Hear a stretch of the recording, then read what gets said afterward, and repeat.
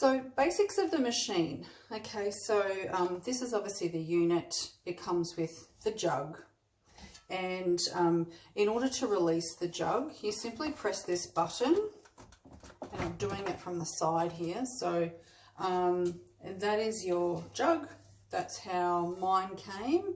I didn't have to put anything together because I actually bought mine as a second-hand unit. Somebody else had already purchased it and they had upgraded to an actual Thermomix. So I purchased this, and as I said, I've only had it for about 2 weeks. So to pop that back in, you do need to just clip it down and it'll click in place. It also comes with the lid, which you must have secured. So you'll pop it into the side and spin it around so that that lever, not a lever, but so that that piece of plastic is aligned with the handle. So the unit won't operate unless that is locked in. So to release it, same thing, just slide it to the side and then flip it up. And so with the lid, it comes with the, I think it's called a measuring cup. Oh yeah, it has measurements on the side. I'm not sure if you can see those measurements. But this little puppy sits in the top and that stops stuff from flying out. And I believe it actually, yeah, it locks in place. So you'll just spin it to lock it in place. So once the lid's on,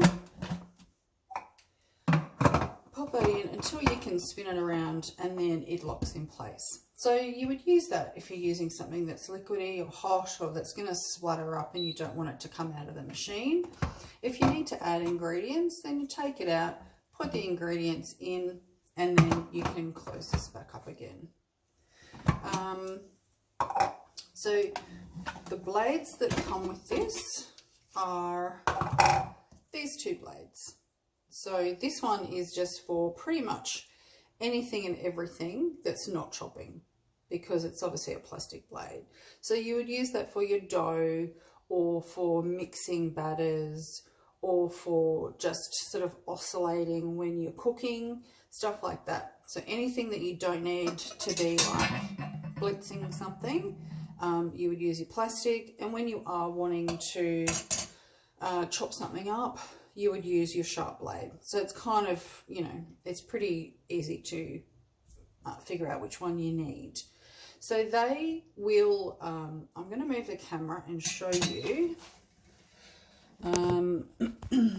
And don't claim I'm a great camera person, but I'm just going to show you how they go in. So I just pop it in and realistically it sits there. I don't know whether anyone else has, you know, whether it clicks in or what, but for me, that's just all it does.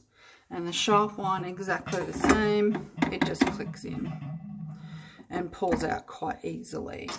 So if you've got any other ways of doing it, I mean, I'm pretty sure it doesn't click in. It just sits there and it's never come out. So now this little piece here is when you're using your slicer. So that same thing, just move it around until it actually sits in place. And then you're going to put your slicing attachment on top. So this side, it'll just sit there. So this side you can see is the grater side.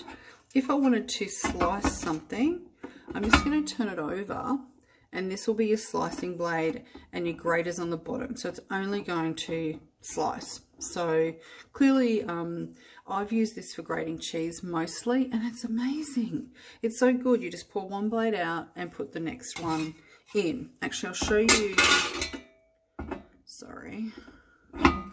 So pop that in.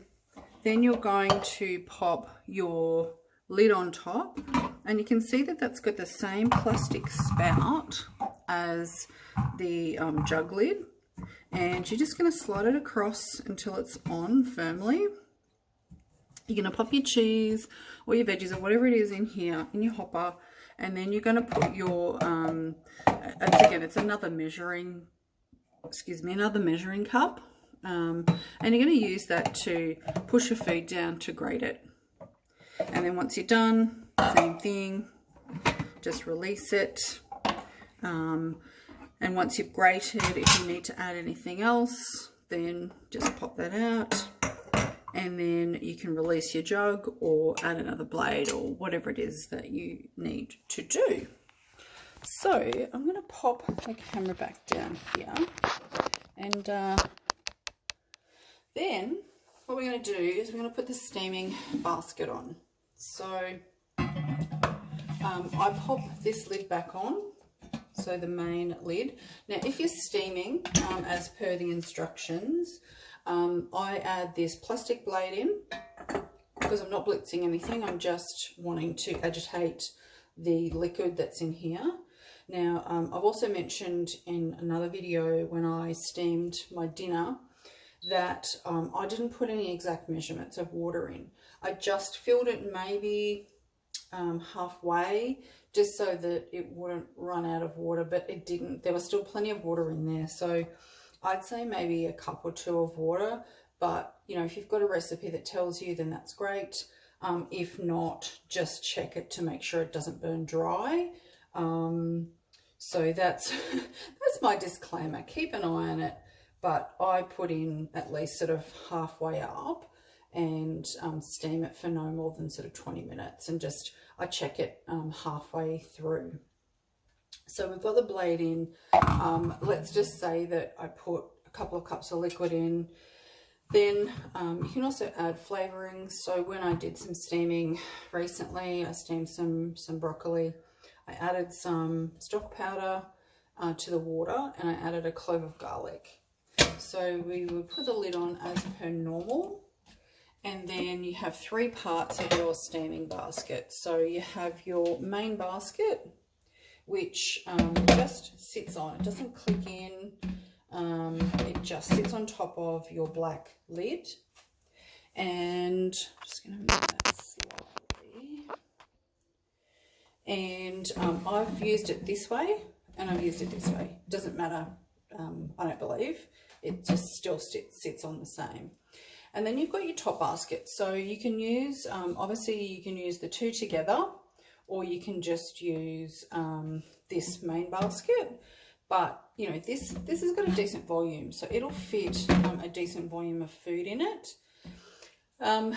So you can cook 2 different lots of things. So you can put maybe fish or whatever it might be up top, and then your potatoes or whatever it is down bottom. And then you're going to pop your lid on. So it's as simple as that. Really, really simple. And that just, you know, sits in place. For some reason, mine is a little bit bent, so I don't know whether it wasn't. Maybe it's just the heat that's... Don't really know that one. Let me know if yours is warped a little bit. Mine seems to have warped a little, but again, don't really know why. So that's pretty much all of your bits and pieces that come with it, as far as I'm aware. And what I'll do is I will make a few other videos of me just, you know, trying different things, making different recipes. You know, someone's asked for a video about kneading, or, you know, making dough. I've made dough in this a couple of times. It's really, really fantastic. So thank you for watching. Let me know if you would like to see a video on anything in particular.